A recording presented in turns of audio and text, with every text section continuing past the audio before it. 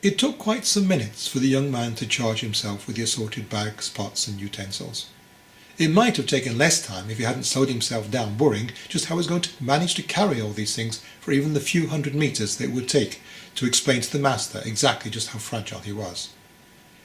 At last they were underway. "Master," began the young man, "listen to the bird song. It is so wonderful, first thing in the morning, as the world is waking up, to walk slowly and quietly, so as to bathe in the early morning sounds and smells." The young man was much too afraid of the venerable old master to ignore this clear demand for silence. And as they were truly not walking very fast, and the road was still relatively flat, and the bags and stuff were not quite as heavy as all that, he chose to accept he would have to walk a little further than planned. He would just have to have a late breakfast with his parents when he got back. The path started to ascend, and the young man started again to worry about how long they would have to stay in silence. Every metre walking up the mountain would have to be covered again going down. "Master," the young man tried again. "My son, you look stressed, but there is nothing to be stressed about. We are having a little early morning stroll. Have you ever been up this mountain before?" "A little bit. A few summers ago, some of the boys decided to play a trick on our parents, to go and hide in a cave that one of them said he knew of up the mountains. So we started to climb up, but we couldn't find it. So we carried on climbing, looking for it, but in the end we had to give up and go back down, as it was starting to get dark." "And what was the reaction of the parents?" "Well, some of them didn't seem to mind at all. The boys often would go off during the day and not go back till night." "And your parents?" They were very upset. They had already noticed I was missing some time before and had started looking for me. My mother was really very upset. She started crying when she saw me. She kept asking if I was all right, if I was hurt, if I was injured in any way." "And how did you feel?" "I felt very guilty for having worried them. I was not allowed to climb up the mountain." "But you knew before you started to climb that you were not allowed to do so." "I didn't want the boys to laugh at me any more, so I told myself it would be all right and that nothing bad would happen." "And did something bad happen?" "My parents were very worried." Yes, you already told me that." And they carried on in silence for a while. "You see that ridge sticking out way up there?" He pointed his staff at a point quite some ways up the mountain. "Yes, master.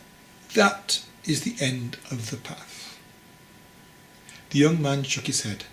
"That is a place I could never reach."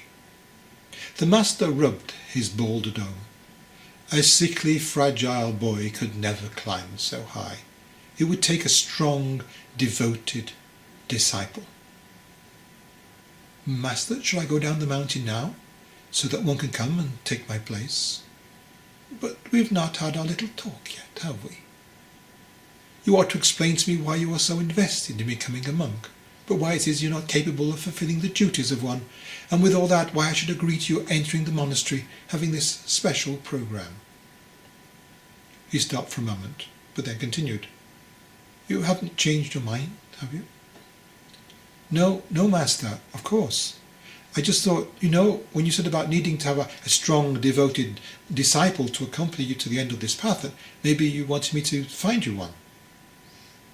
Of course, but it's not quite the moment for you to return to the village. You see, it is already time to take a pause and eat some po-cha." At least that was something he did know how to do. His mother had kept him with her so much during his young life that cooking and making butter tea were everyday habits for him. The master had 2 skins with him, one containing water and the other was filled with chaku. He only had to boil some water and add it to the concentrated tea, then add some salt and butter and drink it hot. The master sat idly watching the clouds as the young man made the tea. When the tea was served, the old man put his hand in a sack that he was carrying and pulled out 2 round balls. "You might like this with your tea." He handed over a sweet barley cake in exchange for the cup of steaming liquid. He took the sweet cake, poured himself a bowl of po-cha, and sat down to taste the snack. It was the best barley cake he had ever tasted. Here, at least, there were benefits for being in close contact with the head of the monastery. They ate and drank in silence, as merited a good cup of po-cha and a zanba cake. One had to respect a moment like that. Good? Very good, master. They make us good zanba. Yes, very good zanba. And with that they set off again. The young man was a little at a loss just how to start the conversation with the venerable master. He had to admit that he was a little afraid and very much in awe of this spiritually powerful man. Young man. Yes, master. Look at your feet. The boy stopped and sat at his feet. No, keep walking, but notice your feet. Watch every step. Feel how it is every time you raise one foot. Notice how the weight changes in your body. The foot on the ground is full. The foot in the air is empty. The boy stumbled, almost fell down. Be careful. When we stop our bodies from following their automatic sequences, something as terribly complex as walking becomes chaotic. Now, I did not say to stop what you're doing. Again, concentrate on the walking. Notice also your breath, how your body breathes. No, do not bend so forward, you'll break your back. You can watch your feet just by leaning slightly forward. Keep the lower back slightly rounded. It will balance the weight of the bags and relax the belly. You must also allow yourself to be aware of the weight of your body and the bags and the breathing. Never ever forget the breath. Breath is life. When you stop breathing, you are dead. If you only breathe half, then you're half dead. Many people live their whole lives being half dead. As we ascend the mountain, you will need to relax and open your body to breathe more. There is less oxygen, and while one is going up, the body does not always have time to accommodate itself to this change. As he was trying to watch his feet, notice his breathing, and listen to and understand all that was being told to and explained to him, there was still a little critical part of his brain that was shouting, "But I don't need to know all this. I'm not going up the mountain. I can't go all the way up. It's not possible." I'm going to explain to him about my fragility and return home to the village to await his return. I'll need to speak soon, or it'll be too late to eat lunch with my parents. And what about the after-lunch sleep that I must take? Master, I must speak to you. Quiet now. This is important. I know you have important things to discuss. I have not forgotten. I understand that to reach the end of this path is an impossible thing for you to be doing. Fear not, young one. I will not force you to go beyond what is not possible for you. I will allow you to leave the path well before you arrive at the point beyond your true capacities and capabilities. Now, look at your feet. As he was partly reassured, and because honestly he had little choice, he resumed the exercise, focusing on the raising and lowering of each foot in turn. He noticed his breath, how the chest and belly, when relaxed, created a wave of in-breath and then out-breath, slow, rhythmic, graceful, like the tops of the barley spikes in early autumn when the breeze is light and playful. He became aware of his muscles, working in groups of left and right, swaying up and down, then down and right, his breath leading or following. Sometimes it seemed one way, sometimes the opposite. His body was a beautiful series of linked energy circles. Stop! What? It is time to eat. I am an old man. I cannot walk far without stopping often. So now we must eat.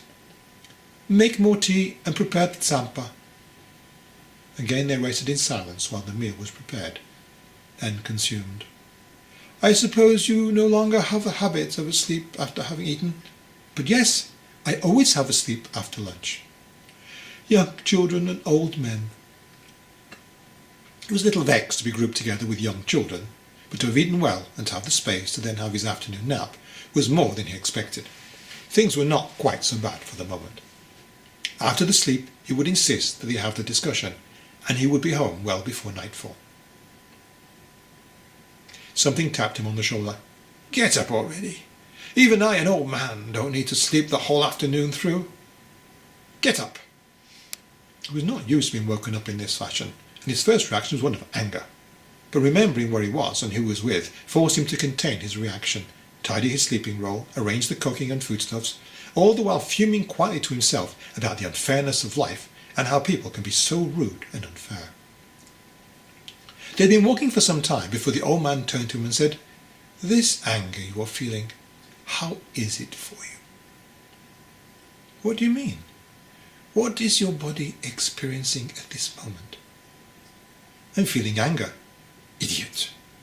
Are you so stupid you cannot tell the difference between your mind, your emotions, and your body?" "I don't understand." The anger was now increasing, but he made a big effort to stay polite in front of the old monk. "I asked you what you were feeling in your body. Understand? The physical sensation in your body of the anger." "I'm just feeling very angry. And your stupidity is not helping my mood either. Now, we will try again. Focus on your body. You know that mass of flesh and bones you have dragged against your emotional will up here? That which you connected to before when you focused on your walking and the breath? Move the emotional element into the bags. You can take it back later if you should need it. The mental dimension can shut up for now. It will surely come back at another time. Now, focus on your body.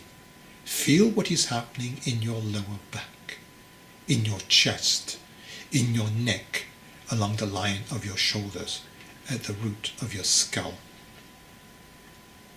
Something strange happened when he began to invoke various parts of the body. The focus of the anger, being negative thoughts and feelings, began to change, and he started to move his attention towards the parts referred to.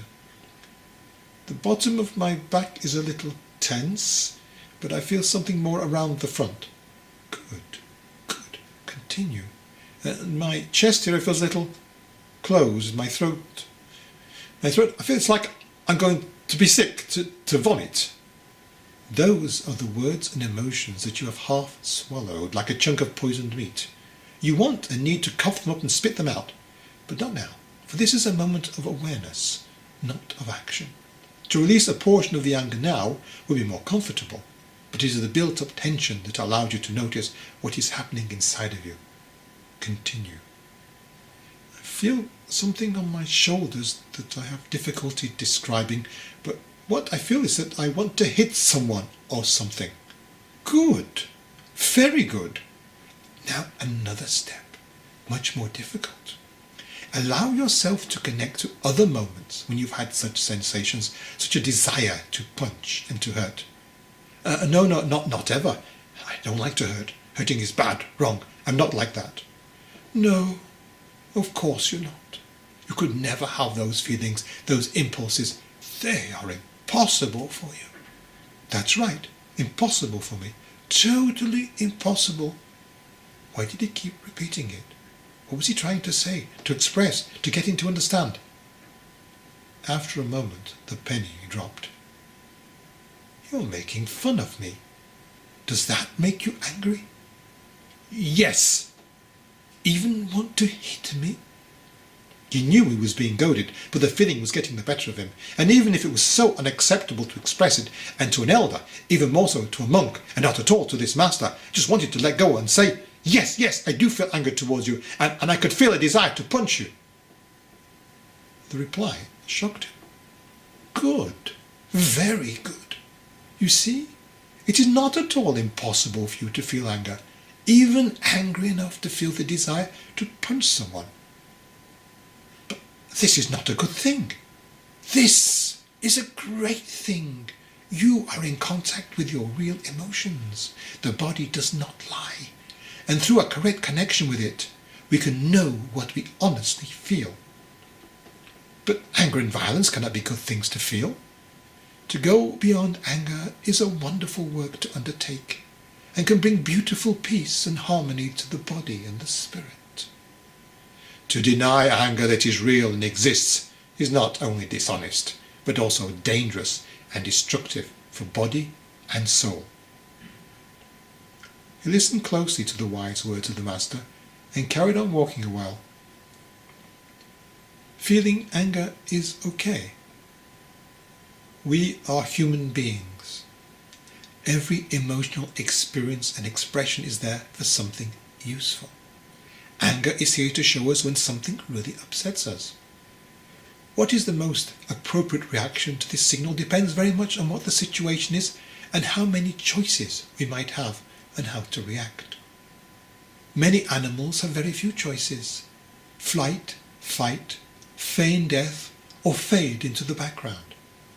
As children, we also have limited choices depending on our families and social systems. But as adults, we can walk towards having more and more choices. Anger can trigger violence, conflict and destruction, both for the person receiving the violence and he who is expressing it. However, anger can also initiate creativity, enterprise and initiative. The energy moves towards growth in new life. Of course, anger eventually can turn towards compassion. We see beyond the act or words that hurt us into the heart and soul of the other, and we appreciate they're only expressing their own pain and suffering. Then we can only pity them and do our utmost to help them to heal themselves. But first we have to become aware of and then admit we are angry. Exactly.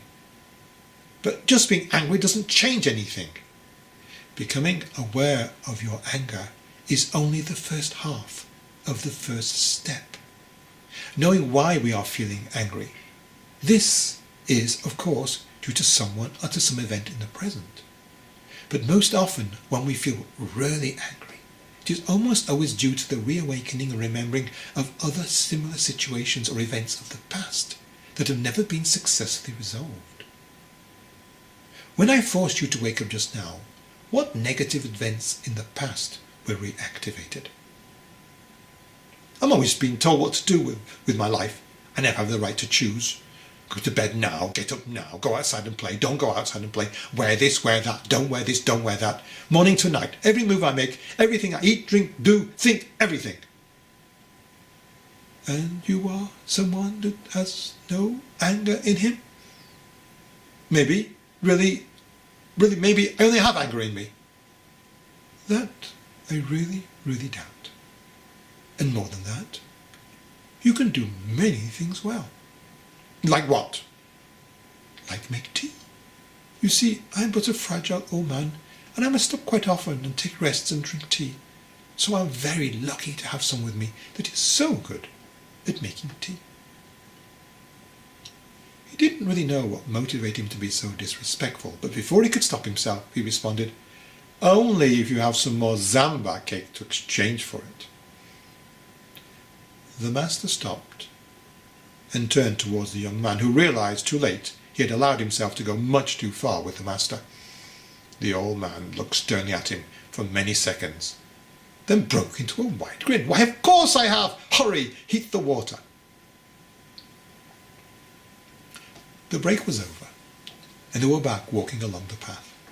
They walked for a while in silence before the Master turned to the boy. "I have not forgotten that you are here to explain to me exactly why you wish to become a monk, why you are so fragile, and why I should accept you into the order, even if you cannot fulfill the duties of a novice monk. So, in order that I can understand all this, tell me about yourself, your family, your life." "But my parents told the other monk all about us." Yes, I know, but now I like to hear the way you tell the story." And so the young man began to tell the old monk the story of his life, a story that began even before he was born, with the short, sad life of his older brother, and of how, from the very moment that he was born, he was coddled, cocooned, and over-cared for. In this version of the story, the anxiety and the overprotection by the parents had suddenly begun to be expressed in terms of limitation, almost suffocation. Wait, that is not what I was told. That is all wrong. What is wrong?